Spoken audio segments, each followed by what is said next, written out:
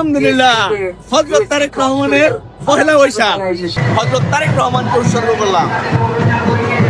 সরকারের সময় মানুষ কথা বলতে পারে নাই, আনন্দ করতে পারে নাই, হাসতে পারে নাই, দ্রব্যমূল্য উন্নত ছিল।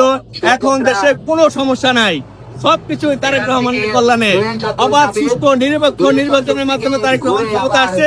শুধু দ্রব্যমূল্যটা একটু নিয়ন্ত্রণে নিলে আলহামদুলিল্লাহ হযরত তারেক রহমানের পহেলা বৈশাখ। আপনি কাকে উৎসর্গ করছেন? অবশ্যই তারেক রহমানকে। কেন? জাতি গোষ্ঠীর পরে আপনাকে ভালোবাসি না, দলকে ভালোবাসি, সবার উপরে বিএনপিকে ভালোবাসি। কৃষক বন্ধুরা এগিয়ে আসছে। গণতন্ত্রের যে একটা চর্চা শুরু হয়েছে জুলাই আন্দোলনের পর থেকে, আমরা জুলাই শহীদদের সমস্ত শহীদদেরকে এই পহেলা বৈশাখটা উৎসর্গ করলাম, হযরত তারেক রহমানকে উৎসর্গ করলাম।